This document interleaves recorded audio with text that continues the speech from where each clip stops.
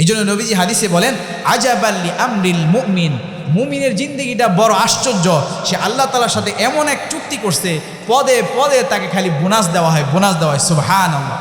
ইনা সাবাতহু সাররা শাকারা ফাকানা খায়রাল লাহু। মুমিন বান্দা এমন এক চুক্তি করেছে আল্লাহ তাআলার সাথে, কালিমা পড়েছে, শিরক সে করে না। ওই মুমিন বান্দা যখন সুখে থাকে, সুখে থাকার কারণে মুমিন বান্দা আল্লাহর কাছে শুকরিয়া আদায় করে, এটা তার জন্য বড় কল্যাণের কারণ হয়। ওয়াইন্না সাবাতহু দাররা সাবারা ফাকানা খায়রাল লাহু। যখন সে কষ্টে থাকে, কষ্ট করে, তারপরে যখন সে সবর করে, এটাও তার জন্য বড় নেকির কারণ হয়, তার নাজাতের বড় জারিয়া হয়ে যায়। সুবহানাল্লাহ। মুমিন বান্দার জীবনে খালি লাভ আর লাভ, কোনো লস নাই। তবে শর্ত হলো শিরিক করা যাবে না। ইন্নাহু মান ইউশরিক বিল্লাহ ফাকাদ হারামাল্লাহু আলাইহিল জান্নাহ ওয়া মাওয়াহুন নার। যে আল্লাহ তাআলার সাথে কোনো কিছুতেই যদি শিরিক করে, আল্লাহ রাব্বুল আলামিন তার জন্য জান্নাতটাকে চিরতরে হারাম করে দেন। বলেন নাউজুবিল্লাহ। তার ঠিকানা হয়ে যায় জাহান্নাম। এজন্য আমি আপনি কখনো কি করব না, কোনোভাবেই জেনে বুঝে শিরিক আমি করব না। আল্লাহর হাবিব বিশ্বনবী মুহাম্মদুর রাসূলুল্লাহ সাল্লাল্লাহু আলাইহি সাল্লামের সবচাইতে ঘনিষ্ঠ মানুষ ছিলেন আবু বকর রাদিয়াল্লাহু আনহু। কথা বলেন ঠিক না ঠিক? আবু বকর রাদিয়াল্লাহু আনহুকে একদিন নবীজি বলতেছে, ইয়া আবা বকর, হে আবু বকর, আশরিকু ফীকুম আখফা মিন দাবিবিন নামলি। আবু বকর শুনে নাও, শিরিক এত মারাত্মক জিনিস, এমন সূক্ষ্ম জিনিস, পিপিলিকার পায়ের আওয়াজ যেমনইভাবে তুমি পাও না, তেমনইভাবে খুব সূক্ষ্মভাবে, সুপ্তভাবে, নীরবে মানুষের জীবনে, ইমানদারদের জীবনে শিরিক ঢুকে যায়। এমনভাবে সুপ্তভাবে শিরিক তার জীবনে লুকায়িত থাকে। বলেন নাউজুবিল্লাহ। চুপে একটা পিঁপড়া হেঁটে গেলে আমি আপনি কখনো আওয়াজ পাই না। আমার আপনার অজান্তে আমার ঘরে কত পিঁপড়া চলাচল করছে। কথা বলেন ঠিক না ঠিক? হয়তোবা দেখলে নজরে পড়ে, কিন্তু আওয়াজ পাওয়া যায় না। আল্লাহর হাবিব আবু বকর রাদিয়াল্লাহু তাআলা আনহুকে বলতেছেন, খবরদার আবু বকর, তুমি কতটা সাবধান থাকবা, শিরিক মানুষের জীবনে এইভাবে নীরবে নিবৃতে মানুষের জীবনে চলে আসে, থাকে কিন্তু, খবরদার। ইয়া আবা বকর, ও আবু বকর, আলা আদুল্লুকা আলা শাইইন ইযা কুলতাহু যাহাবা আকা কলিলুহু ওয়া কাসীরুহু। ও আবু বকর, আমি তোমাকে একটি জিনিস শিখিয়ে দিতে চাই।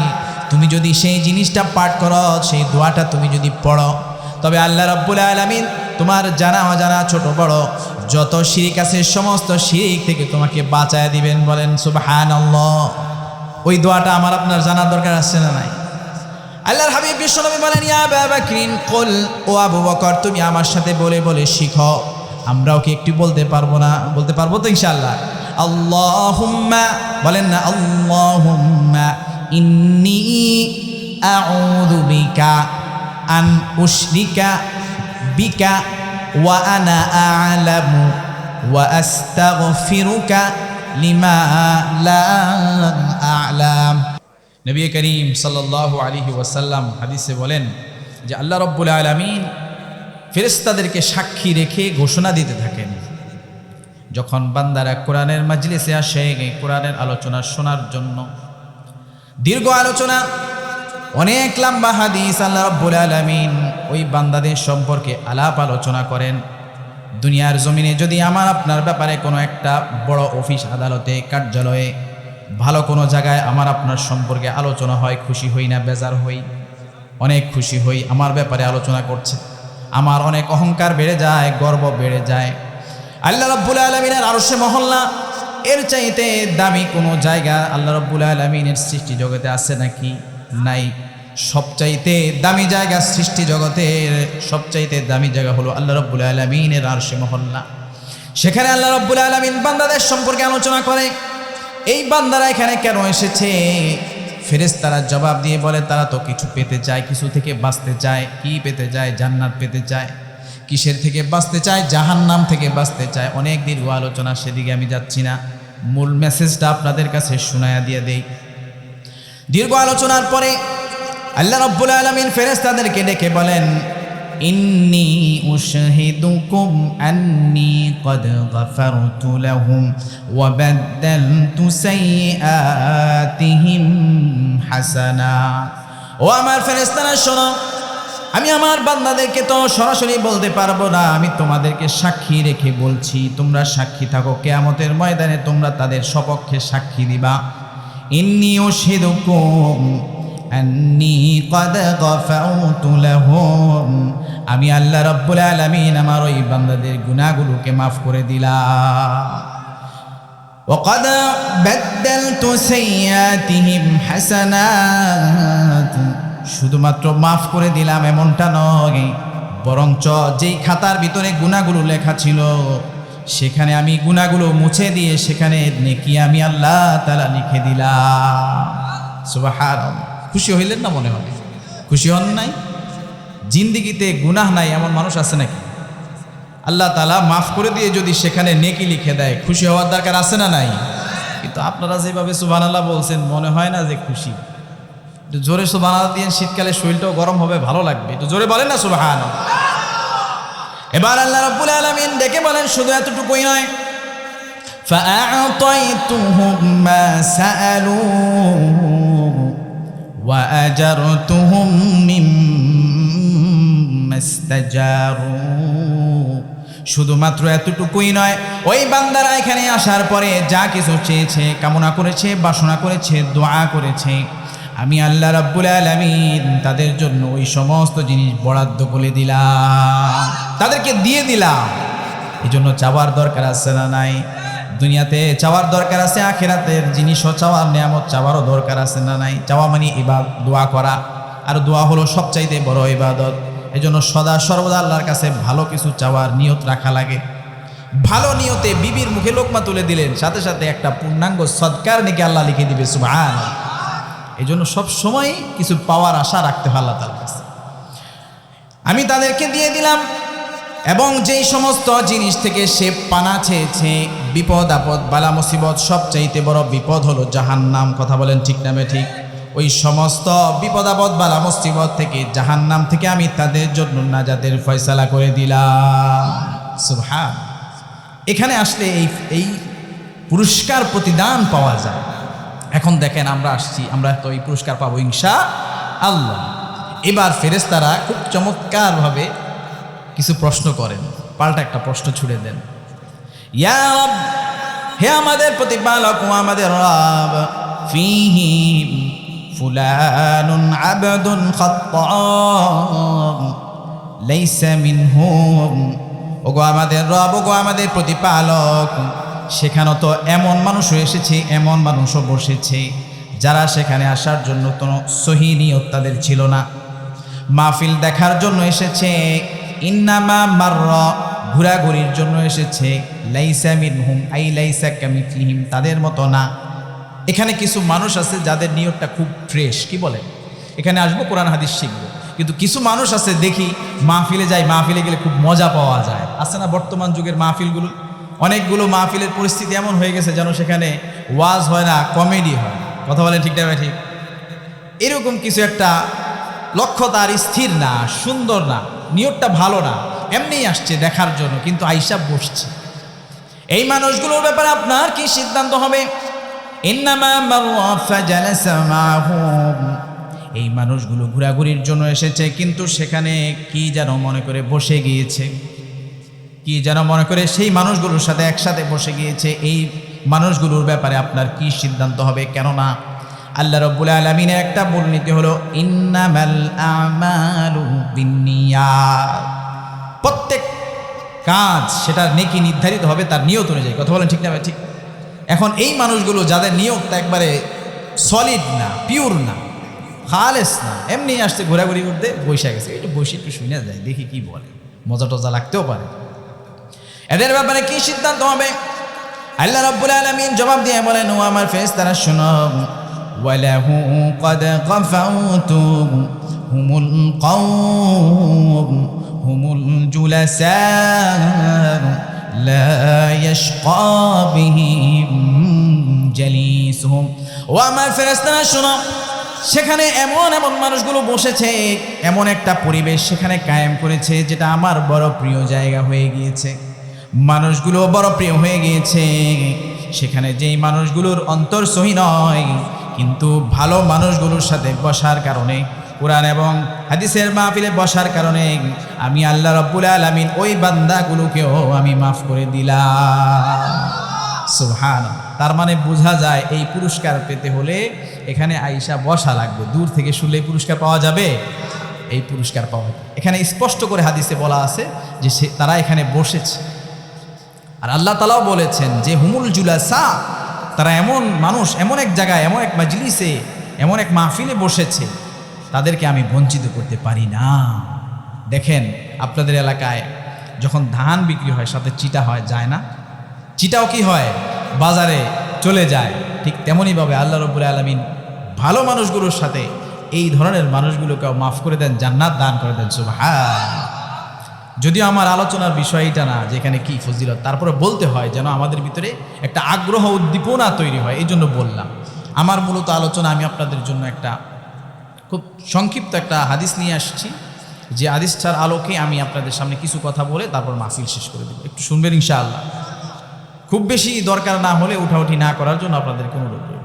নবীজির হাদিস শুনলে লাভ আছে না নাই?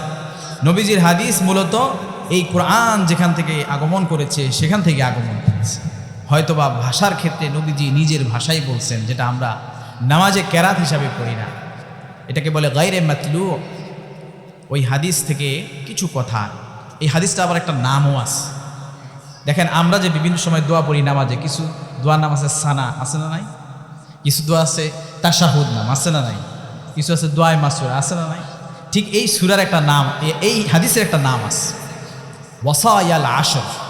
আমরা হয়তো এটা চর্চা করি না, এই জন্য জানি না। ওয়াসায়াল আশর এই হাদিসটার নাম, মানে হচ্ছে নবীজির স্পেশাল 10টি তোহফা, উপহার, নসিহত ওসিয়ত উম্মতের জন্য, খুবই স্পেশাল। হাদিসটি বর্ণনা করেছেন মিশকাত শরীফের 61 নম্বর হাদিস। এটা হাদিসটা বর্ণনা করেছেন মুআয ইবনে জাবাল রাদিয়াল্লাহু তাআলা। মুআয ইবনে জাবাল রাদিয়াল্লাহু তাআলা বলেন যে নবী করিম সাল্লাল্লাহু আলাইহি সাল্লাম আমার কাছে আমাকে লক্ষ্য করে 10টি বিষয় ওসিয়ত করলেন, এর মাধ্যমে সবাইকে শিক্ষা দিলেন। নবীজি মাঝে মাঝে এমন করতেন, বিশেষ একজনকে বলতেন, সবাইকে শিক্ষা দিতেন। মুআয রাদিয়াল্লাহু তাআলা আনহু বলেন নবীজি আমাকে ওসিয়ত করলেন বিআশরি কালিমাত, 10টি বিষয় আমাকে ওসিয়ত করলেন। আওসানি রাসূলুল্লাহ সাল্লাল্লাহু আলাইহি ওয়াসাল্লাম বিআশরি কালিমাত, নবীজি আমাকে 10টি বিষয় স্পেশালি ওসিয়ত করলেন। বলেন তো আমরা ওসিয়ত শব্দটা কখন ব্যবহার করি? যখন মানুষ মারা যাবে ওই সময় স্পেশাল যদি কোনো কথা থাকে, তখন সে যেই কথাগুলো সে বলে এগুলো হয় ওসিয়ত কথা। বলেন ঠিক না বে ঠিক? অর্থাৎ এই কথাগুলো খুব গুরুত্ব, শুনতেও হবে, গুরুত্ব দিয়ে কথা বলেন ঠিক না বে ঠিক? নবীজি বললেন লা তুশরিক বিল্লাহি শাইআন ওয়া ইন কুতিলতা ওয়া হুরিকতা। নবীজি বললেন, 1 নম্বরে বলেন লা তুশরিক বিল্লাহি শাইআন, খবরদার উম্মত, কখনোই কোনোভাবেই কোনো কিছুতেই তুমি আল্লাহ তাআলার সাথে শরীক করবে না। ওয়া ইন কুতিলতা ওয়া হুরিকতা, যদিও তোমাকে হত্যা করে ফেলা হয়, যদিও তোমাকে জ্বালিয়ে পুড়িয়ে দেওয়া হয়, তারপরেও খবরদার আল্লাহর সাথে কোনো কিছুতেই তুমি শরীক করবা না। আমাদের সমাজে, মুসলিম সমাজে বিভিন্ন নামে বেনামে শিরকি কর্মকাণ্ড চলে কি চলে না? শিরিক বড় ভয়ঙ্কর জিনিস। সবচাইতে বড় জুলুম বলা হয়েছে শিরিককে। দুনিয়ার বুকে বহু ধরনের জুলুম হয় কি হয় না? মারামারি, কাটাকাটি, হানাহানি, অর্থ সম্পদ আত্মসাৎ, বহু ধরনের জুলুম অন্যায় হয়। তারপরেও আল্লাহ রাব্বুল আলামিনের ভাষায় শিরিক হলো সবচাইতে বড় জুলুম। ওয়া ইযা ক্বালা লুকমানু লিবনিহি ওয়া হুয়া ইয়াইদুহু ইয়া বুনাইয়া লা তুশরিক বিল্লাহ ইন্নাশ শিরকা লাযুলমুন আযীম। লুকমান আলাইহিস সালামের দৃষ্টান্ত আল্লাহ রাব্বুল আলামিন আমার আপনার জন্য কোরআনে কারীমে তুলে ধরেছেন। লুকমান আলাইহিস সালাম তার সন্তানকে উদ্দেশ্য করে বলছেন, ও আমার কলিজার টুকরার সন্তান, শোনো, লা তুশরিক বিল্লাহ, কখনোই কোনো কিছুতে আল্লাহ রাব্বুল আলামিনের সাথে তুমি শরীক করবে না। ইন্নাশ শিরকা লাযুলমুন আযীম, কেননা শিরক হলো মহাজুলুম, শিরক হলো মহাজুলুম, শিরক হলো মহাজুলুম, মহা অন্যায়। খবরদার, শিরিক কিন্তু করা যাবে, কোনো কিছুতেই শিরিক করা যাবে না। এবার দ্বিতীয়তে যেই বিষয়টি বলতে হয়, শিরিক হলো যত গুনাহ মানুষ করে, কবিরা গুনাহের মাঝে সবচাইতে বড় গুনাহ হলো শিরিক। যাকার রাসূলুল্লাহ সাল্লাল্লাহু আলাইহি ওয়াসাল্লাম আল কাবাইর আও সুইলা আনিল কাবাইর। নবীজিকে জিজ্ঞেস করা হয়েছিল সবচাইতে বড় গুনাহগুলো কি, আইয়ুযাবি আকবার ইনদাল্লাহ, সবচাইতে বড় গুনাহগুলো কি আমাদেরকে একটু জানিয়ে দেন। নবীজি জবাব দিয়ে বললেন, আতাজালা লিল্লাহি নিদ্দান ওয়া হুয়া খালাকাকা, সবচাইতে বড় গুনাহ হলো তুমি আল্লাহ রাব্বুল আলামিনের সাথে অংশীদার সাব্যস্ত করো, যদিও বাস্তবতা হলো একমাত্র আল্লাহ রাব্বুল আলামিনই তোমাকে সৃষ্টি করেছেন, তোমার রব। আমাদের রবকে জোরে বলেন, আমাদের রবকে আল্লাহ রাব্বুল আলামিন। আল্লাহ রাব্বুল আলামিন আমাকে আপনাকে সৃষ্টি করেছেন, এটা জানার পরেও অংশীদার সাব্যস্ত করা এটা সবচেয়ে বড় গুনাহ। নবীজিকে জিজ্ঞেস করা হলো সুম্মাইয়ুন, তারপরে সবচেয়ে বড় গুনাহ কি? নবীজি জবাব দিয়ে বললেন, আতাকতুলা ওয়ালাদাকা খাশিয়াতা আইয়াতআমা মাআকা, তারপরে সবচেয়ে বড় গুনাহ হলো রিজিকের ভয়ে সন্তানকে হত্যা করা। বলেন নাউজুবিল্লাহ। জাহিলি যুগে এই প্রবণতাটা ব্যাপক ছিল। আবার জিজ্ঞেস করা হলো সুম্মা আইয়ুন, তারপরে কোনটা? নবীজি বললেন, আতুজানিয়া বিহালিলাতি জারিকা, প্রতিবেশীর স্ত্রীর সাথে জিনা ব্যভিচারে পরকীয়ায় লিপ্ত হলো, এটা হলো সবচেয়ে বড় গুনাহ। এই যে বড় বড় গুনাহগুলো আল্লাহ রাসূল বললেন, তার মাঝে সর্বাগ্রে সর্বপ্রথম যেই গুনাহটি কথা বললেন তা হলো আল্লাহ তাআলার সাথে শিরিক করা। এই জন্য শিরিক থেকে বেঁচে থাকা দরকার আছে না নাই? দেখেন, শিরিক হলো এমন একটা গুনাহ, সেটা খালি একটা গুনাহই না। মনে করেন আপনি একটা গুনাহ করলেন, এটা আপনার আমলনামায় গুনাহ হিসাবে থেকে গেল। কিন্তু শিরিক হলো এমন এক গুনাহ, এমন এক অন্যায়, এটাকে বলে ডিস্ট্রাকটিভ, ধ্বংসাত্মক। সেটা নিজে শুধু একটা গুনাহ না, বরঞ্চ অন্যান্য সমস্ত নেক আমলগুলোকে সে ধ্বংস করে বিলুপ্ত করে দেয়, নিঃশেষ করে দেয়। বলে নাউজুবিল্লাহ। আল্লাহ রাব্বুল আলামিন কোরআনে কারিমে বলেন, ওয়ালাকাদ উহিয়া ইলাইকা ওয়া ইলাল্লাযীনা মিন ক্বাবলিক লাইন আশরাকতা লায়াহবাতান্না আমালুকা ওয়া লাতাকুনান্না মিনাল খাসিরিন। নবী শুনেন, নবী আপনি শুনেন, আমি আপনার প্রতি যে এই একটা বিশেষ মর্মে ওহী নাজিল করেছি, শুধুমাত্র আপনার উপরে নাজিল করেছি এমনটা নয়। যত নবী রাসূল আমি পাঠিয়েছি, সমস্ত নবী রাসূলের উপরে আমি একটা বিশেষ ওহী নাজিল করেছি। কখনো কম বেশি করেছি, তবে এটি নাজিল করেছি আমি। সেটা হলো, যদি কোনোভাবে কোনো ক্রমে নবী হওয়ার পরেও আপনি যদি শিরক করেন, তবে আপনার জিন্দেগীর সমস্ত ভালো কাজগুলো, নেকির কাজগুলো ধ্বংস হয়ে যাবে, বরবাদ হয়ে যাবে, বাতিল হয়ে যাবে। বলেন নাউজুবিল্লাহ। ওয়ালা তাকুনান্না মিনাল খাসিরিন, আর আপনি হয়ে যাবেন ক্ষতিগ্রস্ত মানুষগুলোর মতো। বলেন নাউজুবিল্লাহ। দেখেন, নবীজির সবচাইতে প্রাণপ্রিয় চাচা ছিলেন একজন। চাচা তো অনেকজনই ছিল, বিরোধিতা করছেন এরকম চাচা ছিলেন, কিন্তু পক্ষে ছিলেন এমন একজন চাচা ছিলেন। বলেন তো তার নাম কি? এটা প্রাণপ্রিয় ছিল না, শত্রু ছিল। মহব্বত করতেন, ভালোবাসতেন, আবু তালেব। উনি নবীজির সাথে মৃত্যু পর্যন্ত সর্বদিক থেকে নবীজিকে সাহায্য সহযোগিতা করেছেন, সর্বাবস্থায়। ছোটকালে নবীজির যখন পিতামাতা দুনিয়া থেকে বিদায় নিয়ে চলে গেলেন, উনাকে দেখভাল করার দায়িত্ব উনি নিয়ে নিলেন, বড় করলেন।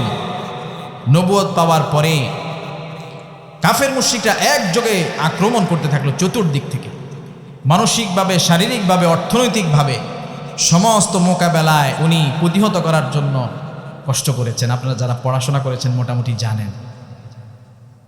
শিয়াবে আবি তালেবে তিনটি বৎসর নবীজিকে বন্দি জীবন ওনাকে কাটাতে হয়েছে। 3টি বৎসর।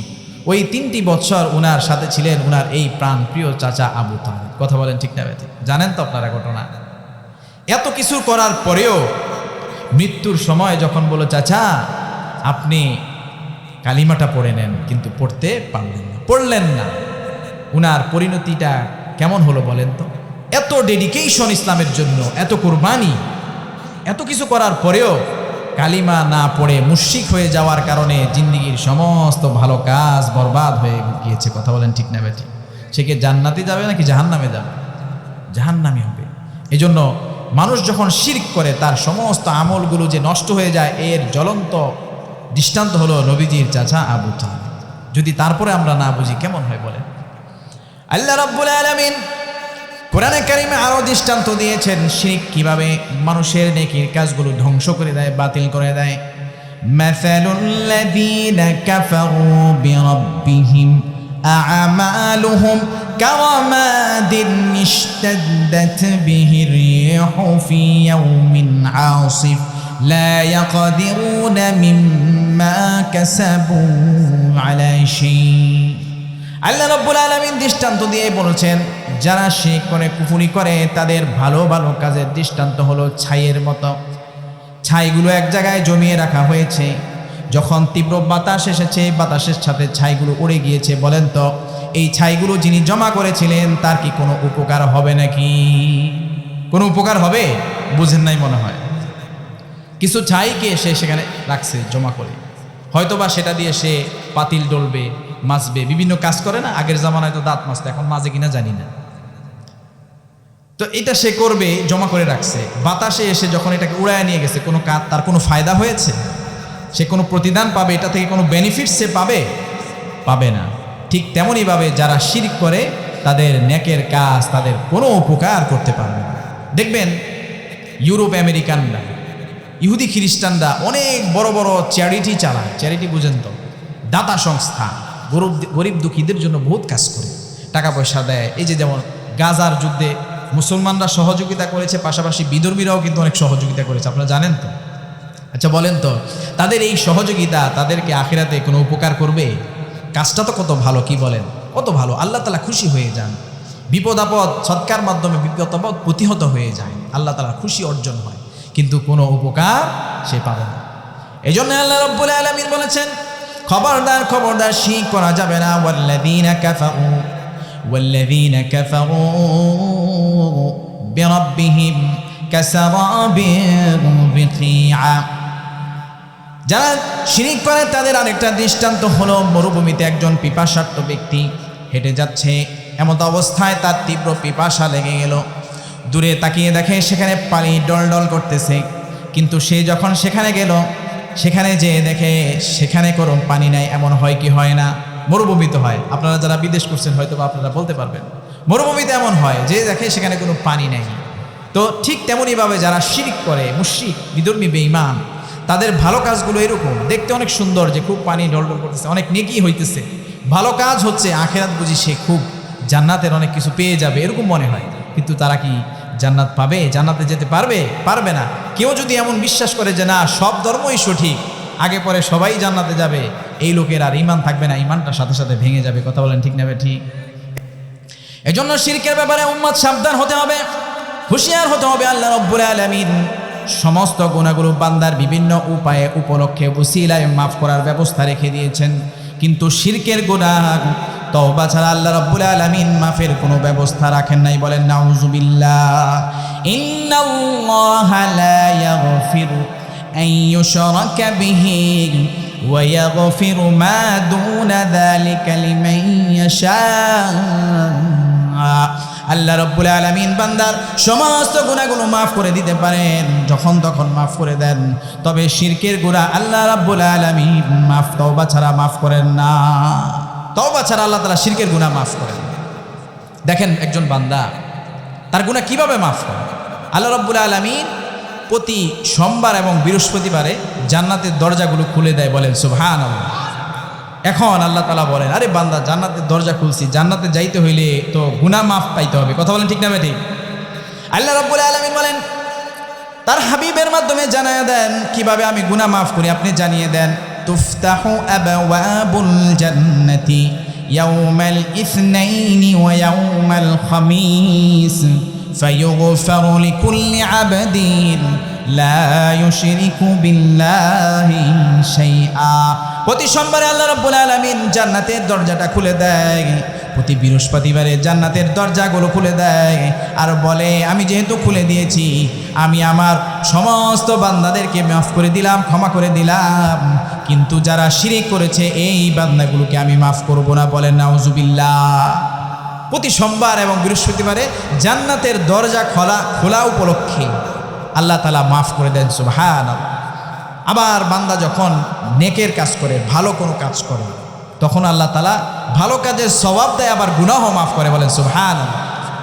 আস-সালাওয়াতুল খামসু ওয়াল জুমআতু ইলাল জুমআতি ওয়া রমাদানু ইলা রমাদান মুকাফফিরাতু মা বাইনাহুন্না ইযা জাতানাবাল কাবাইর।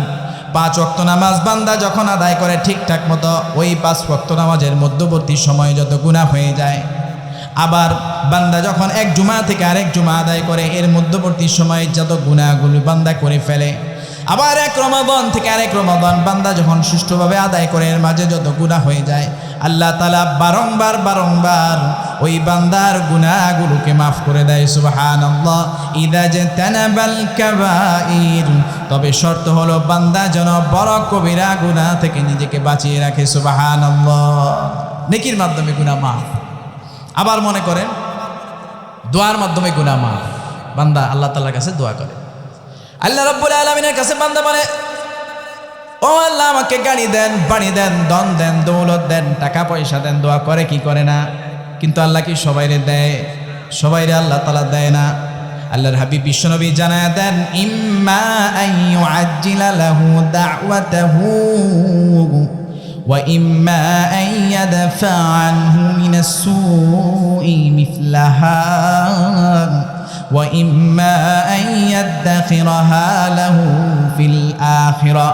বান্দা যখন আন্তরিকতার সাথে আল্লাহর কাছে দোয়া করে, যেটাই আল্লাহ তাআলার কাছে চায়, শুধুমাত্র অন্যায় জিনিস ব্যতীত ভালো যা কিছুই চায়, জায়েজ বৈধ জিনিস যা কিছুই আল্লাহ তাআলার কাছে চায়, আল্লাহ তাআলার কাছে তার চাওয়াটা এইভাবে পেশ করা হয়, আল্লাহ তাআলা সেটা গ্রহণ করে। ফেরেশতাদেরকে বলে, এটাকে তুমি রেখে দাও, খুব আদর যত্ন করে রেখে দাও। আল্লাহ রাব্বুল আলামিন দেখেন, এখানে সে এমন জিনিস চেয়েছে যেটা তার জন্য ক্ষতিকর, বাড়ি গাড়ি ধন দৌলত অর্থ করি, এটা তার জন্য ক্ষতিকর হবে। কিভাবে ক্ষতিকর হবে? সে দুনিয়াতে বাড়ি গাড়ি অর্থ করি পেলে বেপরোয়া হয়ে যাবে, তার জন্য আখিরাতটা বড় কষ্টকর হয়ে যাবে, জাহান্নামের ফয়সালা হয়ে যাবে। রেখে দাও, দুনিয়াতে সে কষ্ট করুক, হাসরের ময়দানে আমি এখান থেকে এটা বের করে তার গুনাহগুলো মাফ করে দিব, আমি এর বিনিময়ে তাকে জান্নাত আমি দান করে দিব। সুবহানাল্লাহ। এই জন্য বেশি বেশি আল্লাহর কাছে চাইতে হবে না। আমার আপনার দোয়াগুলো যখন আমি আপনি আন্তরিকতার সাথে করি, তখন আল্লাহ তাআলা সেটাকে গ্রহণ করেন, খুব গ্রহণ করে চিন্তা করে যে তাকে দিলে কি ভালো হবে কি হবে না। দেখেন, আমাদের সন্তানের অনেক সময় আমাদের কাছে বিভিন্ন জিনিস আবদার করে, চায় কি চায় না, যে বাবা আমাকে মোটর সাইকেল কিনা দেয়। এখন বলেন তো, একজন যদি সুস্থ মস্তিষ্ক সম্পন্ন একজন বাবা হয়, সে চিন্তা করবে আমার ছেলেটা, আমার সন্তানটা এই মোটর সাইকেলের যোগ্য কিনা। কথা বলেন ঠিক না ভাই? হ্যাঁ, সে চিন্তা করবে না? চিন্তা করবে যে এই সন্তানটাকে মোটর সাইকেলটা দিলে সে কি আবার দুর্ঘটনায় পতিত হয় কিনা। সচেতন না, আমার ছেলেটা সচেতন না, তাহলে তাকে মোটর সাইকেলটা দেওয়া যাবে না, তাকে অন্য কিছু দেই, অথবা তার এই টাকাটা তো থেকে গেল, আমার সন্তানই তো পাবে, এরকম চিন্তা করে বাবারা আছে না? আছে। আবার অনেক সময় সন্তানের এমন একটা আবদার করলো, বাবা বলে আচ্ছা ঠিক আছে, এটা দিলে অসুবিধা নাই, সাথে সাথে দিয়ে দেয়, আছে না নাই? আল্লাহ রাব্বুল আলামিন সব কিছু জানেন, পূর্বাপর সমস্ত জিনিস উনি জানেন, ওনার কাছে কোনো গোপনীয়তা নাই, কোনো গোপন বিষয় নাই, তিনি সব জানেন। বান্দা যখন দোয়া করে, আল্লাহ রাব্বুল আলামিন তার চাওয়াটাকে মিলিয়ে দেখেন যে এটা সে উপযুক্ত কিনা। যদি বান্দা উপযুক্ত হয়, আল্লাহ রাব্বুল আলামিন সাথে সাথে বান্দার চাওয়াটাকে কবুল করে বরাদ্দ করে দেয়। সুবহানাল্লাহ। ওয়া ইম্মা আন ইয়াদফা আনহু মিনাস সুই মিসলাহা। আবার আল্লাহ রাব্বুল আলামিন বিবেচনা করে দেখেন, ওই নিকট ভবিষ্যতে সে একটা বড় বিপদে পড়বে, তাকে কোটি কোটি টাকা দিয়ে দিলাম, কিন্তু সে খুব নিকট ভবিষ্যতে তার জন্য একটা বড় মহা মুসিবত অপেক্ষা করছে, সেটা আমি তাকদিরে মুআল্লাক, ঝুলন্ত তাকদিরে লিখে রেখেছি। আমি আল্লাহ রাব্বুল আলামিন তার ওই বাড়ি গাড়ি ধন দৌলত অর্থ করি টাকা পয়সা না দিয়ে আমি তার জন্য ওই মরণ ব্যাধি, ওই রোগটাকে আমি দূরে সরাইয়া দিলাম। সুবহানাল্লাহ। তাহলে দোয়া কয়ভাবে কবুল হয়? একটা হচ্ছে নগদে, আরেকটা আল্লাহ রাব্বুল আলামিন ভবিষ্যৎ বিপদ আপদ চিন্তা করে বান্দার ওই বিপদ সরায়া দেন। আরেকটা হলো আখিরাতে জান্নাত দেওয়ার উদ্দেশ্যে আল্লাহ রাব্বুল আলামিন আমাদের জন্য সংরক্ষিত রাখেন, বলেন সুবহান। এই যে আল্লাহ রাব্বুল আলামিন আমার আপনার কথা চিন্তা করে আমার আপনার দোয়ার বিনিময়ে আমার আপনার গুনাহগুলো মাফ করার জন্য একটা ব্যবস্থা রেখেছেন। কারণ কি আমি আপনি শিরিক করি না, এক আল্লাহতে বিশ্বাস করি, এই জন্য আল্লাহ ব্যবস্থা রেখেছেন। বান্দা যখন শিরিক থেকে বেঁচে থাকে এভাবে ধাপে ধাপে পর্যায়ক্রমে গুনাহগুলো মাফ হয়। বান্দা দোয়া করে, আল্লাহ রাব্বুল আলামিন বলেন, ও বান্দা, ইয়া বনা আদম ইন্নাকা মা দাউতানি ওয়া রাজাউতানি গফারতু লাকা আলা মা কানা ফিকা ওয়ালা উবালি। ও বান্দা, তুমি যখন আমার কাছে চাও, তওবা করো, ইস্তেগফার করো, আমি তোমার চাওয়ার কারণে, ইস্তেগফারের কারণে, দোয়ার কারণে তোমার গুনাহগুলো আমি মাফ করে দেই। এই ক্ষেত্রে আমি কারো কোনো গুনাহের কোনো পরোয়া করি না, গুনাহটা কত বড়। ইয়া বনা আদম ইন্নাকা লাউ আতাইতানি বিকুরাবিল আরদি খাতায়া লাউ আতাইতানি বিকুরাবিল আরদি খাতায়া লা আতাইতুকা বিকুরাবিহা মাগফিরাতান। ও আদম সন্তান, তুমি যদি মুশরিক শিরিক না করে যদি তুমি আমার কাছে হাজির হও, আমার কাছে যদি তুমি প্রার্থনা করো, দোয়া করো, কামনা বাসনা করো, যদি তোমার গুনাহটা যদি আসমানের ছাদ পর্যন্ত পৌঁছে যায়, এত পরিমাণ গুনাহ নিয়ে তুমি আমার দরবারে এসেছ, তারপরে আমি আল্লাহ রাব্বুল আলামিন এত পরিমাণ গুনাহ আমি মুহূর্তের মধ্যেই মাফ করে দিব, আমি কারো কোনো পরোয়া করি না, বলেন সুবহানাল্লাহ। আর যদি তুমি যদি শিরিকবিহীনভাবে হাসরের ময়দানে আমার সাথে সাক্ষাৎ করো, যদি তুমি গুনাহ বড় এত গুনাহ নিয়ে এসেছো যে জমিনের ওজন বরাবর গুনাহ, এত ওজনদার গুনাহ নিয়ে যদি তুমি আমার সাথে সাক্ষাৎ করো কিন্তু তুমি শিরিক করো নাই, লা আতাইতুকা বিকুরাবিহা মাগফিরাতান, আমি আল্লাহ রাব্বুল আলামিন ওই গুনাহ মাফ করার জন্য যত ওজনদার মাগফিরাত নিয়ে তোমার সাথে সাক্ষাৎ করতে হয়, তোমার হিসাবটা আমি অত পরিমাণ মাগফিরাত নিয়ে তোমাকে মাফ করে আমি জান্নাত তোমাকে দান করে দিব। সুবহানাল্লাহ। গুনাহ কত করবে আমি সব মাফ করে দিব, তবে শিরিক আমার সাথে কোনোভাবেই করা যাবে না। আরও আল্লাহ রাব্বুল আলামিন গুনাহ মাফ করেন। বান্দা যখন শিরিক থেকে বেঁচে থাকে আল্লাহ রাব্বুল আলামিন বিপদ আপদের মাধ্যমে গুনাহ থেকে মাফ করে দেন। আল্লাহ তাআলা গুনাহগুলো ধুয়ে সাফ করে দেন। মা ইউসিবুল মুসলিমা মিন নাসাবিন ওয়ালা ওয়াসাবিন ওয়ালা হাম্মিন ওয়ালা হুজনিন ওয়ালা গাম্মিন ওয়ালা আযাব। আল্লাহ রাব্বুল আলামিন যেই বান্দারা শিরিক ছাড়া শিরিক মুক্তভাবে নিজেদেরকে হেফাজতে রাখে, শিরিক মুক্ত থাকে, আল্লাহ তাআলা তাদের প্রত্যেকটি বিপদ আপদে, মুসিবতে, বালা মুসিবতে, সুখে দুঃখে, যত ধরনের কষ্টই সে করুক না কেন, এমনকি হাত্তা শাওকাতি ইউশাকুহা ইল্লা কাফফারাল্লাহু বিহা মিন খাতায়া। এমনকি বান্দার পায়ে যদি ছোট্ট একটা কাঁটা বেঁধে, গায়ে যদি ছোট্ট একটা কাঁটা বেঁধে আর সে একটু ব্যথা পায়, একটুখানি ব্যথা পায়, আমি আল্লাহ রাব্বুল আলামিন ছোট বড় সমস্ত ব্যথা বেদনার বিনিময়ে, সমস্ত ধরনের পেরেশানি দুশ্চিন্তার বিনিময়ে আল্লাহ রাব্বুল আলামিন আমি সমস্ত গুনাহগুলো ধুয়ে সাফ করে দেই। সুবহানাল্লাহ। সব বিষয়ে আল্লাহ তাআলা বান্দাকে খালি মাফি করেন, খালি মাফি করেন। এই জন্য নবীজি হাদিসে বলেন, আজাবাল্লি আমরিল মুমিন, মুমিনের জিন্দেগিটা বড় আশ্চর্য। সে আল্লাহ তাআলার সাথে এমন এক চুক্তি করছে, পদে পদে তাকে খালি বোনাস দেওয়া হয়, বোনাস দেওয়া হয়। সুবহানাল্লাহ। ইন আসাবাতহু সাররা শাকারা ফাকানা খায়রাল লাহু। মুমিন বান্দা এমন এক চুক্তি করেছে আল্লাহ তাআলার সাথে, কালিমা পড়েছে, শিরিক সে করে না। ওই মুমিন বান্দা যখন সুখে থাকে, সুখে থাকার কারণে মুমিন বান্দা আল্লাহর কাছে শুকরিয়া আদায় করে, এটা তার জন্য বড় কল্যাণের কারণ হয়। ওয়াইন্না সাবাতহু দাররা সাবারা ফাকানা খায়রান লাহু। যখন সে কষ্টে থাকে, কষ্ট করে, তারপরে যখন সে সবর করে, এটাও তার জন্য বড় নেকির কারণ হয়, তার নাজাতের বড় জারিয়া হয়ে যায়। সুবহানাল্লাহ।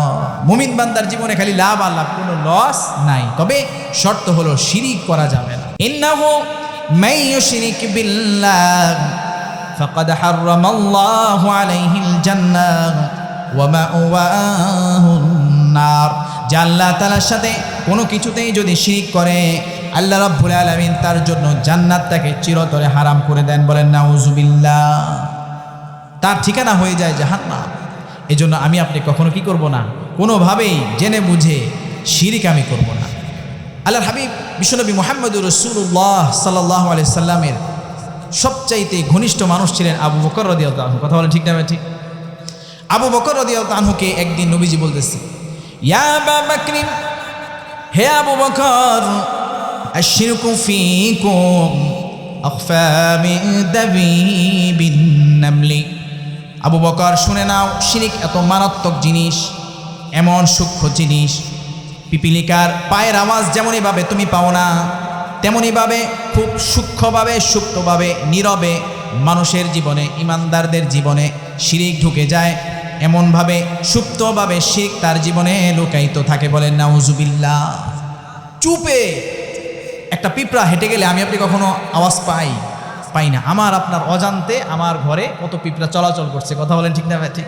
হয়তোবা দেখলে নজরে পড়ে, কিন্তু আওয়াজ পাওয়া যায় না। আল্লাহর হাবিব আবু বকর রাদিয়াল্লাহু তাআলা আনহুকে বলতেছেন, খবরদার আবু বকর, তুমি কতটা সাবধান থাকবা, শিরিক মানুষের জীবনে এইভাবে নীরবে নিবৃতে মানুষের জীবনে চলে আসে থাকে, কিন্তু খবরদার। ইয়া আবা বকর, ও আবু বকর, আলা আদুল্লুকা আলা শাইইন ইযা কুলতাহু যাহাবা আকা কলিলুহু ওয়া কাসীরুহু। ও আবু বকর, আমি তোমাকে একটি জিনিস শিখিয়ে দিতে চাই। তুমি যদি সেই জিনিসটা পাঠ করো, সেই দোয়াটা তুমি যদি পড়ো, তবে আল্লাহ রাব্বুল আলামিন তোমার জানা অজানা ছোট বড় যত শিরিক আছে সমস্ত শিরিক থেকে তোমাকে বাঁচায় দিবেন। বলেন সুবহানাল্লাহ। ওই দোয়াটা আমার আপনার জানার দরকার আছে না নাই? আল্লাহর হাবিব বিশ্বনবী বলেন, ইয়া আবা বকরিন কুল, ও আবু বকর, তুমি আমার সাথে বলে বলে শিখো। আমরাও কি একটু বলতে পারবো না? বলতে পারবো তো ইনশাআল্লাহ? আল্লাহুম্মা, বলেন না, আল্লাহুম্মা ইন্নী আউযু বিকা আন উশরিকা বিকা ওয়া আনা আ'লামু ওয়া আস্তাগফিরুকা লিমা লা আ'লাম। বাংলাতে অর্থ বলে দিচ্ছি। আল্লাহ রাব্বুল আলামিনের কাছে তুমি দোয়া করবা, আল্লাহুম্মা, হে আল্লাহ, আমার জানা এবং অজানা যত ধরনের শিরক আছে সমস্ত শিরক থেকে আমি মাফ চাই, আপনার কাছে আমি আশ্রয় প্রার্থনা করতেছি। দোয়া করা যাবে তো ইনশাআল্লাহ? এই জন্য দোয়া, যত ধরনের দোয়া করেন এর মাঝে এইটাও রাখবেন যে আল্লাহ আমাকে শিরিক মুক্ত একটি ঈমানি জিন্দিগি দান করেন। কারণ শিরিকবিহীন যে যাবে আখিরাতে যাবে, কবরে যাবে, তার সব গুনাহ যিনি মাফ করে দিবেন তিনি কে? আল্লাহ রাব্বুল আলামিন মাফ করে দিবেন। এবার বিশ্বনবী 2 নম্বরে যেই নসিহতটা করলেন, ওয়ালা তাউকান্না ওয়ালিদাইক ওয়া ইন আমারাকা আন তাখরুজা মিন আহলিকা ওয়া মালিক। খবরদার উম্মত, পিতামাতার অবাধ্যতা করবে না, বেয়াদবি করবে না। যদিও তারা তোমাকে সম্পদ থেকে বঞ্চিত করার জন্য আদেশ করে, পরিবার থেকে বের করে দেয়, তারপরেও পিতামাতার সাথে বেয়াদবি করা যাবে না। পিতামাতার সাথে সন্তানদের মারামারি, মারামারি বলতে মনোমালিন্য হয় তো, এগুলো নিয়ে কি বলেন, সম্পদ নিয়ে হয় কি হয় না? দেখেন নবীজি আমাদের দোষ ধরে ফেলছেন, কোথায় সমস্যা ধরে ফেলছেন সেটা ধরে নবীজি আমাদের কি বললেন, যদি পরিবার থেকে বের করে দেয়, সম্পদ থেকে বঞ্চিত করে, তারপরে খারাপ আচরণ করা যাবে? খারাপ আচরণ করা যাবে না। পিতামাতা যদি অন্যায় করে তারপরেও সন্তানের জন্য বৈধ নয়, সে খারাপ আচরণ করবে। আল্লাহ রাব্বুল আলামিন বলেন, ওয়ালা তাকুল লাহুমা উফফিন ওয়ালা তানহারহুমা ওয়া কুল লাহুমা কাওলান কারীমা। খবরদার ও আমার বান্দারা, শুনে রাখো, তাদের সাথে ঝগড়াঝাটি করবে তো দূরের কথা, খবরদার তাদেরকে উফ শব্দটুকুও তুমি করবে না, বিরক্ত হবে না, বরঞ্চ ওয়া কুল লাহুমা কাওলান কারীমা, তাদেরকে ইজ্জত দিয়ে, সম্মান দিয়ে, সম্মানের সাথে যা বলার বলবে। বলেন সুবহানাল্লাহ। আচ্ছা, আল্লাহ তাআলা তো একটা নির্দেশ দিলেন যে ভালো আচরণ করার জন্য, তাই না? আমি একটা উদাহরণ প্রায় সময় দেই, আজকেও দেই। মনে করেন আপনার পাশে একজন শ্রোতা বসে আছে এই মুহূর্তে, এখন সে চুপচাপ, আপনি কি তাকে বলবেন নাকি এই ভাই চুপ করেন? বলবেন? সে তো এমনিতেই চুপ, কি বলেন? তাকে তো বলবেন না চুপচাপ চুপ থাকেন, বলবেন না। এখন পিতা মাতার সাথে যেই সন্তানের সম্পর্ক ভালো, এলাকার মুরব্বীরা কি বলবে, এই পিতা মাতার সাথে ভালো আচরণ করো, সে তো এমনিই ভালো ছেলে, কি বলেন? আল্লাহ রাব্বুল আলামিন যে সম্পর্কটা খারাপ তাকেই তো বলতেছেন, কি বলেন? যে যার সাথে পিতা মাতার সম্পর্কটা খারাপ তাকেই তো বলতেছেন তুমি এটা কইরো না, যে করে তাকে নিষেধ করা হয়। আল্লাহ রাব্বুল আলামিন বলতেছেন, واخفض لهما جناح الذل من الرحمة وقل رب ارحمهما كما ربياني صغيرا। বরঞ্চ তুমি কি করবে শুনে রাখো আমার বান্দা, আমি তোমাকে শিখিয়ে দিচ্ছি, তুমি তোমার দয়া মায়ার ডানাগুলো তাদের পদতলে বিছিয়ে দিবে আর তুমি তাদের জন্য দোয়া করবে। পড়েন রব্বির হামহুমা কামা রব্বায়ানি সগীরা। অনেকে মনে করে কি বাবা মা মারা গেলে বুঝে এই দোয়া করে। এই দোয়া সর্বাবস্থায় সর্বহালতে করবেন। এবার দেখেন এর পরবর্তী আয়াতে যে কথাটি আল্লাহ রাব্বুল আলামিন বলেন, এটা খুব গুরুত্বপূর্ণ বিষয়, একটু শুনেন। আল্লাহ রাব্বুল আলামিন দোয়া শিখিয়ে দেওয়ার বলতেছেন রব্বির হামহুমা কামা রব্বায়ানি সগীরা।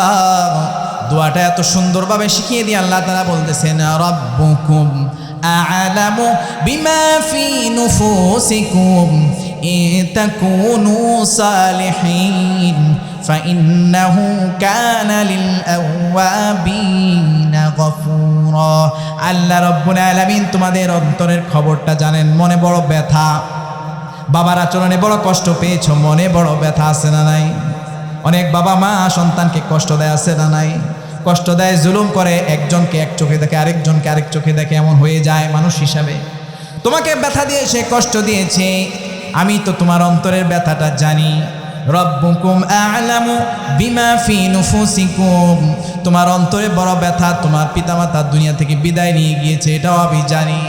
দুইজনকেই বলতেছেন রব্বুকুম আ'লামু বিমা ফি নুফুসিকুম, তোমার অন্তরের অবস্থা আমি জানি। যত কষ্টই হোক বান্দা, ইন তাকুনু সালিহিন, তুমি যদি ব্যথা বেদনা পাওয়ার পরেও তুমি যদি সালেহিন নেক কর্মকারী সৎ কর্মকারী মানুষের মতো যদি তুমি আচরণ করো, তুমি যদি ইজ্জত দিয়ে কথা বলো, তুমি যদি ভালো হয়ে চলো, তোমার মনে ব্যথা থাকার পরেও খারাপ আচরণ না করো, তবে এ তাকুনু সালিহিন ফাইন্নাহু কানা লিল আওয়াবিনা গফুরা। আমি আল্লাহ রাব্বুল আলামিন তোমাকে সর্বপ্রথম যে মানুষগুলোকে ক্ষমা করে জান্নাত দান করব, আমি আল্লাহ রাব্বুল আলামিন তোমার নামটা ওই তালিকায় লিখে দিব। সুবহানাল্লাহ। আমার মনে হয় আপনারা এই আলোচনাটা, এই অংশটুকু কোনোদিন শুনেন নাই, অথচ এই আয়াতগুলোর পরে এই কথাটা আস। সুবহানাল্লাহ, কত সুন্দর কথা।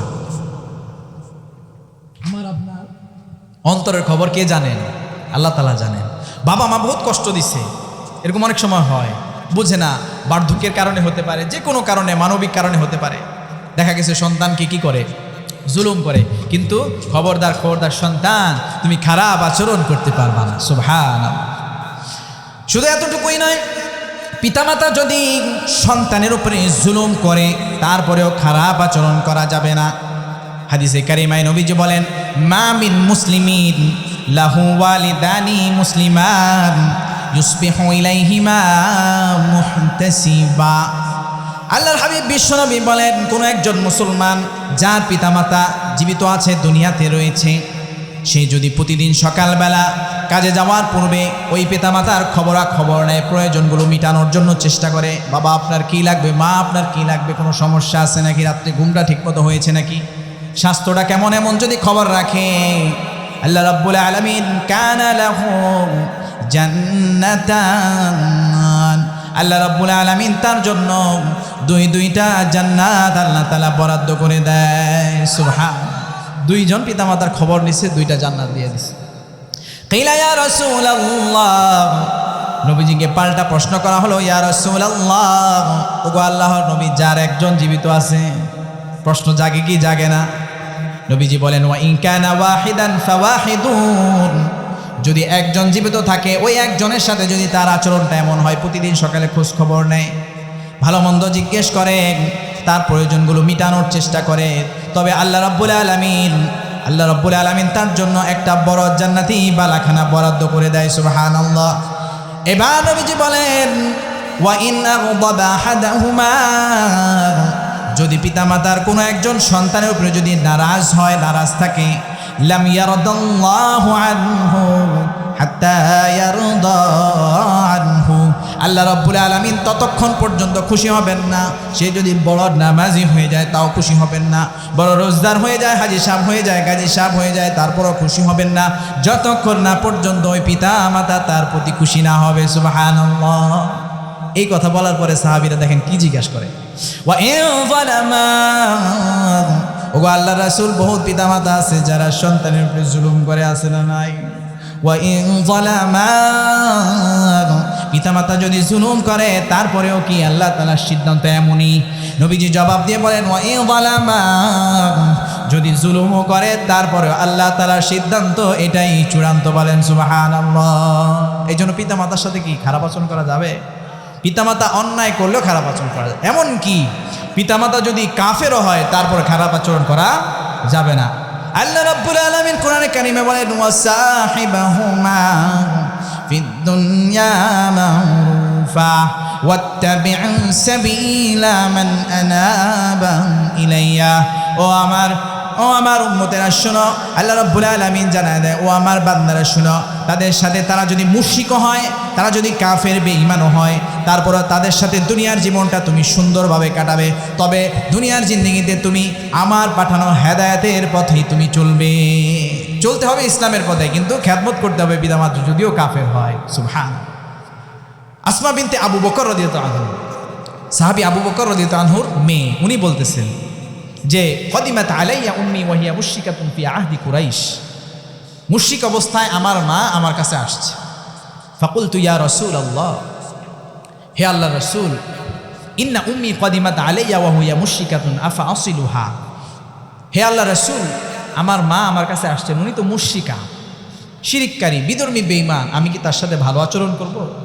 নবীজি জবাব দিয়ে বলেন, নাম সুলিহা, অবশ্যই তুমি তার সাথে ভালো আচরণ করবে। তাহলে চিন্তা করে দেখেন, কাফের বেঈমান হওয়ার পরেও ভালো আচরণের নির্দেশনা দিচ্ছেন। এই জন্য আমার আপনার পিতামাতার সাথে সম্পর্কটা কেমন হওয়া দরকার। অনেক সময় পিতামাতার খোরপোশ, অন্ন বস্ত্র বাসস্থান দিতে যে সন্তানেরা বিরক্ত প্রকাশ করে। নবীজির দরবারে এক লোক আসছে, এক সাহাবী, আয়েশা বলতেছে, ইয়া রাসূলুল্লাহ, ইয়া হাবিবাল্লাহ, ইন্নালি মালান ওয়া ওয়ালাদান ওয়া ইন্না ওয়ালিদি ইয়াহতাজু মালি। আমার মাল সম্পদ আল্লাহ তাআলা দিয়েছেন, আমার পরিবার পরিজনও আছে, সন্তানাদিও আছে, আমি তাদের পিছনে খরচ করি, কিন্তু আমার বাবা আমার মুখাপেক্ষী হয়ে থাকে, তার পিছনে আমার খরচ চালানো লাগে। এই ব্যাপারে আপনার অভিমত কি? নবীজি জবাব দিয়ে বললেন, আতা ওয়া মালুকা লিওয়ালিদিকা, আরে তোমার মাল সম্পদ এগুলো তো হলো তোমার পিতামাতার কষ্টের প্রতিফল। সুবহানাল্লাহ। ইয়া আইয়ুহান নাস, ও মানুষেরা শোনো, তোমাদের সন্তানেরা, ইন্না আওলাদাকুম মিন আতয়াবি কাসবিকুম ফাকুলু মিন কাসবি আওলাদিকুম। তোমাদের সন্তানেরা হলো, তুমি যেমনইভাবে টাকা পয়সা সঞ্চয় করো, বাড়ি গাড়ি করো, অ্যাসেটস করো, সম্পদ জমাও, ওইগুলো যেমন সম্পদ, তেমনইভাবে তোমাদের সন্তানেরা হলো তোমাদের জন্য সম্পদ। আর ওই সম্পদের যে উপার্জন রয়েছে, সে উপার্জন থেকে তোমরা স্বাচ্ছন্দ্যের সাথে খাও। সুবহানাল্লাহ। এই জন্য পিতামাতার ভরণ পোষণ দিতে যে কোনো বিরক্ত হওয়া যাবে না। এখানে কি শিক্ষা জানায় দিলেন? আচ্ছা, হ্যাঁ, তাহলে পিতামাতার সাথে ভালো আচরণের ব্যাপারে কত গুরুত্ব দেওয়া হয়েছে। পিতামাতা আমার আপনার জন্য যত কষ্ট করছে, বলেন তো আমি আপনি সেই প্রতিদান দিতে পারবো না। একটা ঘটনা আপনাদেরকে বলি। ইমাম বুখারী রহমতুল্লাহ আলাইহির একটা কিতাব আছে, আদাবুল মুফরাদ। অনেক মানুষ যারা কোরআন হাদিস পড়ে তারা শুধু বুখারী শরীফের নামই জানে, মনে করে যে ইমাম বুখারী খালি বুখারীই লেখছে, আর কোনো কিতাব নাই। ওনার অনেক কিতাব আছে। ওই আদাবুল মুফরাদের শুরু দিক দিয়ে একটা ঘটনা লেখছে। তিনি বলতেছেন, কানা ইবনু উমর ইয়াতুফু বিল বাইত। একবার ইবনে উমর রাদিয়াল্লাহু তাআলা আনহু বাইতুল্লাহ তাওয়াফ করছিলেন। ওয়া রাজুলুন ইয়ামানিয়ুন ইয়াতুফু বিল বাইত। দেখতে পেলেন একজন ব্যক্তি, তিনিও বাইতুল্লাহ তাওয়াফ করছেন। হামালা উম্মাহু ওয়ারা যাহরিহি। সে তার মাকে পিঠে বহন করে, একটা ব্যাগের মতো বানিয়ে বহন করে তারপরে তাওয়াফ করছেন। ওয়ায়াকুল, আর সে কবিতা পড়ছিলেন, ইন্নী লাহা বাইরুহাল মুযাল্লাল ইন উদঈরাত রিকাবুহা লাম উদআ আহমিলু উম্মি ওয়া হিয়া হাম্মালা তুরদিউনি আদ-দিরাতা ওয়াল উলালা আহমিলুহা মা হামালাতনি আকসার হাল ইউজযায়ান্না ওয়ালিদুম ফিআলা। কবিতার অর্থ হলো, আমার মা আমাকে গর্ভে ধারণ করেছে, বহু কষ্ট করেছে, আমাকে দুগ্ধ পান করিয়েছে, আমিও আমার মায়ের জন্য আজকে উট হয়ে গেলাম, তাকে সেই সুদূর ইয়ামান থেকে পিঠে বহন করে আমি নিয়ে আসলাম, তাকে হজ করালাম। আতারানি জাযাইতুহা ইবনা উমার, আমাকে একটু জবাব দিয়ে বলেন তো আমি আমার মায়ের কষ্টের একটু প্রতিদান দিতে পেরেছি নাকি? ইবনে উমর রাদিয়াল্লাহু আনহুকে এই প্রশ্ন করলেন। এবার ইবনে উমর রাদিয়াল্লাহু আনহু যে জবাবটা দিছে এটা আমার আপনাকে মনে রাখতে হবে। লা ওয়ালা বিজাফরাতিন ওয়াহিদাতিন ওয়ালা তালকা, কখনোই নয়, কখনোই নয়। তোমার মা তোমাকে যখন গর্ভে ধারণ করেছিল সেই সময়ের একটি নিঃশ্বাসের বিনিময়েও তুমি এখনো প্রতিদান করতে পারোনি, সেই সময়ের এক মুহূর্তের কষ্টের প্রতিদানও এখনো তুমি আদায় করতে পারোনি। বলেন সুবহানাল্লাহ।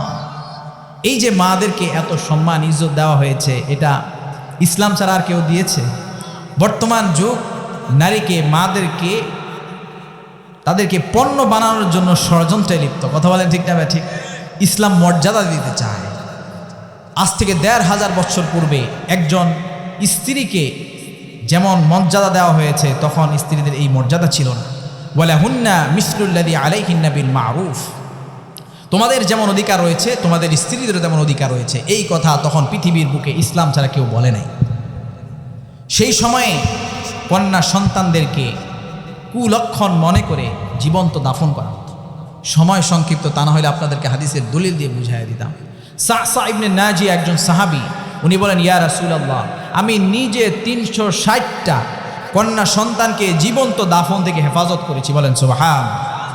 তাহলে চিন্তা করেন, উনি চেষ্টা করছে ৩৬০টা রক্ষা করছে, বাকি কত পরিমাণ কন্যা সন্তানকে জীবন্ত দাফন করা হয়েছে। আর সেই সময়ে এই কন্যা সন্তান জান্নাতের উসিলা বলেছে, ঘোষণা যে দিয়েছেন, যে ইসলাম ঘোষণা দিয়েছেন, সেই ইসলামকে মানুষ বলে সেটা জানিয়ে সেটা নাকি নারী অধিকার হরণকারী। কথা বলেন ঠিক না ঠিক? এমন ষড়যন্ত্র আছে না নাই? আছে। নারী অধিকার রক্ষা করে না ইসলাম, এমন একটা কথা আমাদের মা বোনদের ভিতরে চালায়া দিতে চায়। অথচ মা হিসাবে জান্নাত দিয়ে দিছেন পদতলে, বোন হিসাবে মর্যাদা দিয়ে দিছেন, কন্যা হিসাবে মর্যাদা দিছেন, স্ত্রী হিসাবে মর্যাদা, এই সম্মানটা ইসলাম দিছে, অন্য কেউ এই সম্মান দেয় নাই। আর এই সম্মানিত মায়েরা আপনাদের এই ধরনের প্রতিষ্ঠান থেকে তৈরি হয়। তারা আগামী ভবিষ্যৎ প্রজন্মের জন্য নিজেদেরকে প্রস্তুত করে, নিজেরা প্রস্তুত হয়। যখন একজন মা সে যখন দিনদার হয়, তখন সন্তানের উপরে তার ব্যাপক প্রভাব পড়ে।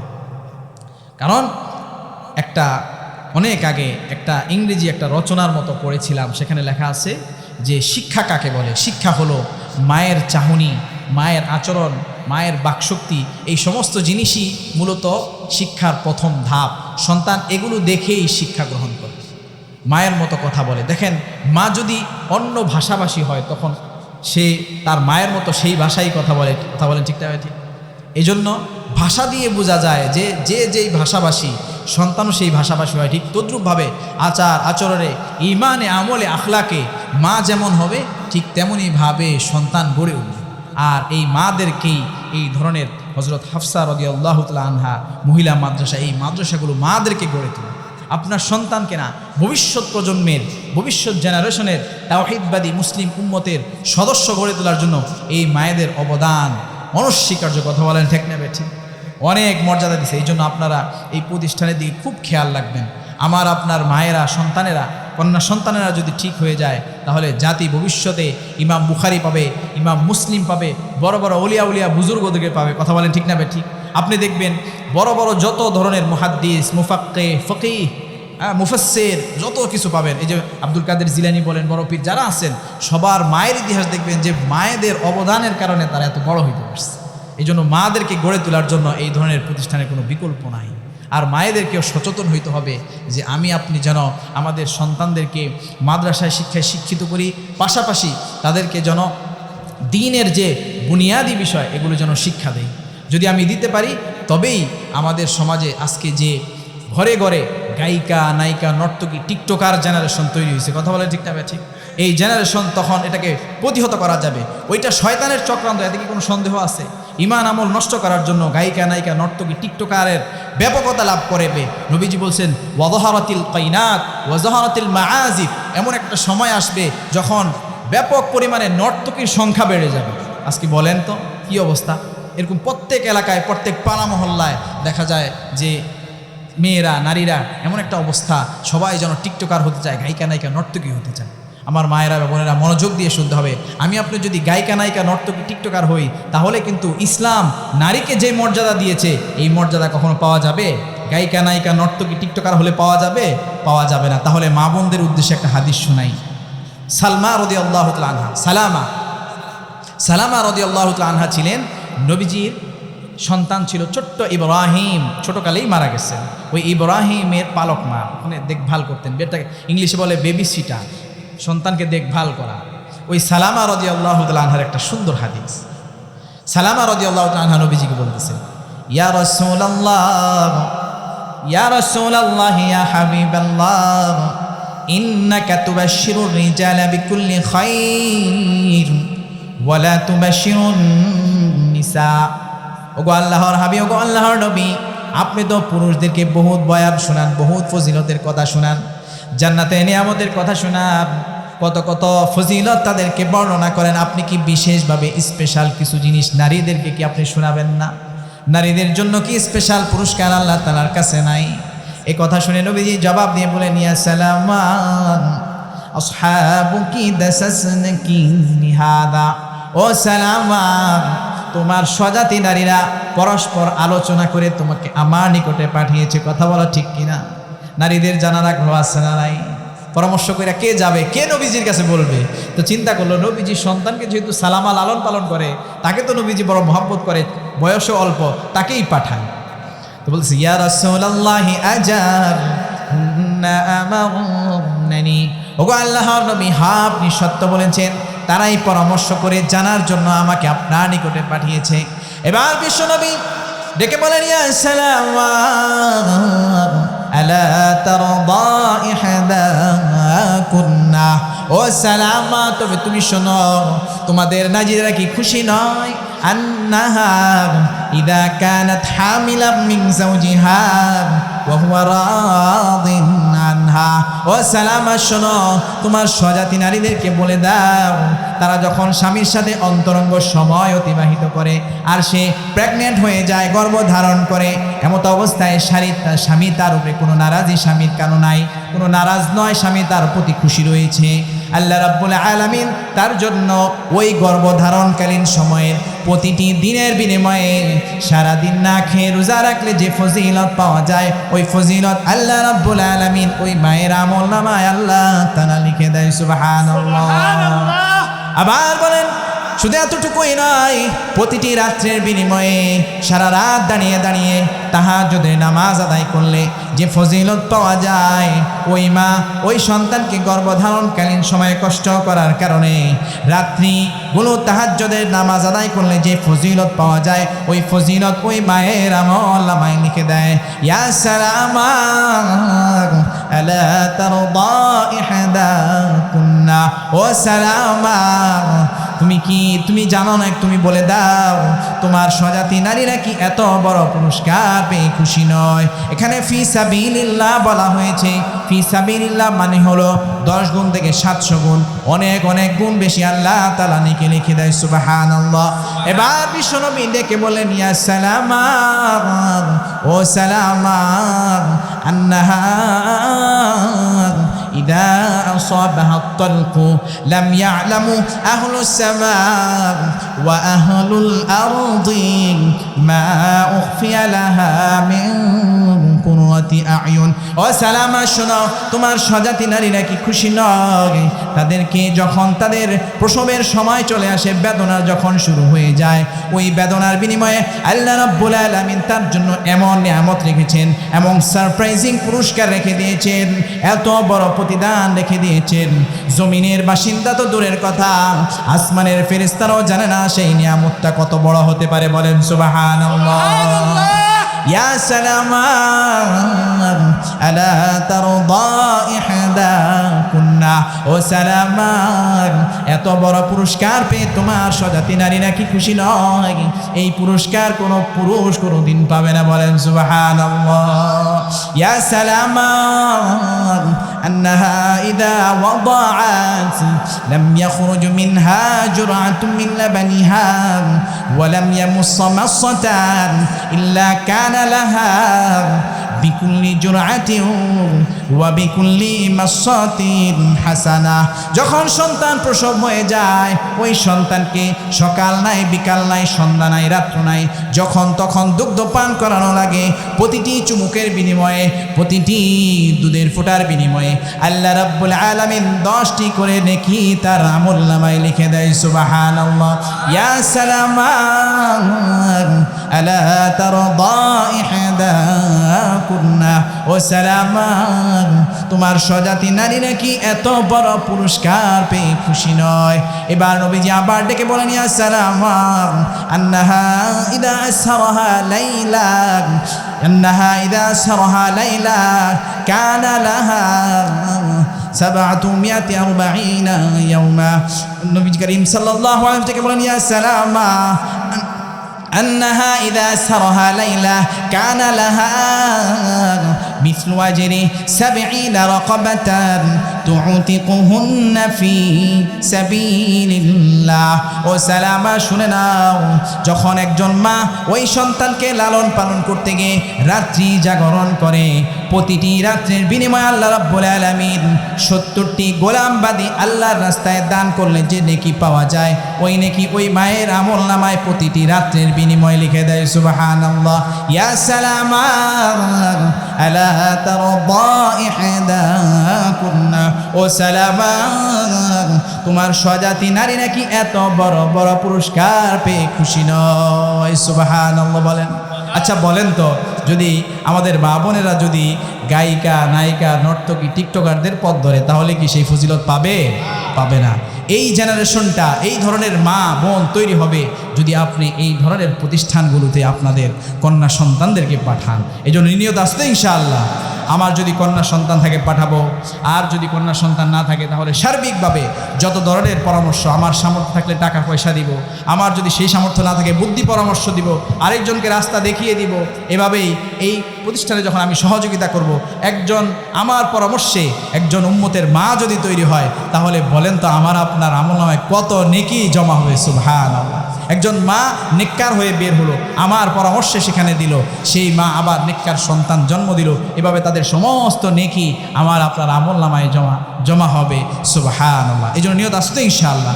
যেহেতু নবীজির এই হাদিসের 10টি পয়েন্ট আমি সংক্ষিপ্তভাবে বাকিগুলো বলে একেবারে শেষ করে দেই। তারপরে নবীজি বলছেন, ওয়ালা তাতরুকান্না সলাতাম মাকতুবাতাম মুতাআম্মিদা ফাইন্না মান তারাকা সলাতাম মাকতুবাতাম মুতাআম্মিদা ফাকাদ বারিআত মিনহু যিম্মাতুল্লাহ। খবরদার উম্মত, তুমি আল্লাহ রাব্বুল আলামিনের নির্ধারিত 5 ওয়াক্ত নামাজ ছেড়ে দিবে না। যদি ছেড়ে দাও, আল্লাহ রাব্বুল আলামিনও তোমার উপরের জিম্মাদারি ছেড়ে দিবেন। বলেন তো আমার আপনার রিজিকের জিম্মাদারি কার কাছে? আমার আপনার সুখ দুঃখের জিম্মাদারি কার কাছে? সমস্ত জিনিসের জিম্মাদারি আল্লাহ তাআলার কাছে। আল্লাহ তাআলা যদি ছেড়ে দেন, তাহলে আমার আপনার কি কোনো উপায় আছে? এই জন্য 5 ওয়াক্ত নামাজ পড়তে হবে। তারপরে নবীজি বলেন, ওয়ালা তাশরাবান্না খামরা ফাইন্নাহু রাসু কুল্লি ফাহিশা। খবরদার মাদকের কাছে ধারেও যাবে না, মাদক সেবন করবে না, কেননা মাদকই হলো সমস্ত অন্যায়, অপকর্ম, বেহায়াপনা, অশ্লীলতার মূল। কথা বলেন ঠিক না ভাই? ঠিক। দেখবেন আপনার এলাকায় যদি 10 জন অপরাধ প্রবণ পোলাপান থাকে, এর মধ্যে দেখবেন 8টা, কমসে কম 8টা, সবগুলি বললেই চলে, তারপর একটু কমায়া বললাম, 8টাই দেখবেন মাদকের সাথে যুক্ত। কথা বলেন ঠিক না ভাই? ঠিক। এই জন্য দেখেন 1500 বছর পূর্বে নবীজি বলে গেছেন, কথাটা কত বাস্তব। তারপর নবীজি বলেন, ওয়া ইয়াকা ওয়াল মাসিয়া, উম্মত তুমি গুনাহ থেকে বেঁচে থাকো, ফা ইন্না বিল মাসিয়াতি হাল্লা সাখাতুল্লাহ। এই তুমি যদি গুনাহে লিপ্ত হও, তবে আল্লাহ তাআলা তোমাকে কিন্তু শাস্তি দেওয়াটা, আযাব দেওয়াটা, গজব দেওয়াটা তার জন্য বৈধ হয়ে যায়। আমি আপনি অন্যায় করবো, আপনাকে তো আল্লাহ তাআলা শাস্তি দিবেনই। কি বলেন?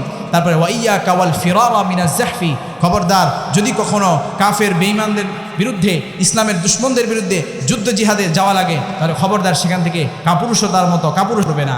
তারপরে বলছেন, ওয়া ইযা আসাবান নাসা মুতান ওয়া আনতা ফীহিম ফাসবুত, যদি কখনো কোনো দেশে মহামারী হয়, দুর্যোগ হয়, এই যে করোনা ভাইরাসের মতো বিভিন্ন জিনিস হয়, খবরদার সেখান থেকে কোথাও পলায়ন করবে না, সেখানে তুমি কোয়ারেন্টাইনে থাকবা। সুবহানাল্লাহ। 1500 বছর পূর্বে নবীজি বলে গেছেন। তারপরে বলছেন, ওয়ানফিক আলা ইয়ালিকা মিন তাওলিক, তুমি তোমার পরিবারের জন্য সাধ্য মোতাবেক খরচ করো। যদি তুমি খরচ করো, প্রত্যেকটা খরচের বিনিময়ে আল্লাহ তাআলা সদকা নেকি লিখে দিবেন। তারপরে বলছেন ওয়ালা তারফা আনহুম আসাকা আদাবা, তুমি খবরদার খরচ করবে, পাশাপাশি কিন্তু সন্তানাদিদেরকে, পরিবার পরিজনকে কিন্তু শাসনও করবে। শাসন করার যে লাঠিটা, এই লাঠিটাকে তুমি বর্জন করে দিও না, এটাকে ফেলে দিও না, এটাকে তুমি রাখবা, শাসন করবা। ওয়াখিফহুম ফিল্লাহ, সর্বোপরি তাকে আল্লাহর পরিচয় জানিয়ে আল্লাহ তাআলার ভয় ভীতি, তাকে তাকওয়াবান, আল্লাহ তাআলার ভয়কারী হিসাবে তাকে গড়ে তুলবা। এই 10টা জিনিস নবীজি ওসিয়ত করেছেন। ওসিয়ত মানুষ করে মৃত্যুর পূর্বে, যেগুলো খুব গুরুত্বপূর্ণ হয়। এই গুরুত্বপূর্ণ ওসিয়ত নসিহতগুলো আমাকে আপনাকে সকলকে গুরুত্বের সাথে রক্ষা করার, আদায় করার তৌফিক দান করেন। ওয়া আখিরু দাওয়ানা আনিল হামদুলিল্লাহি রাব্বিল আলামিন।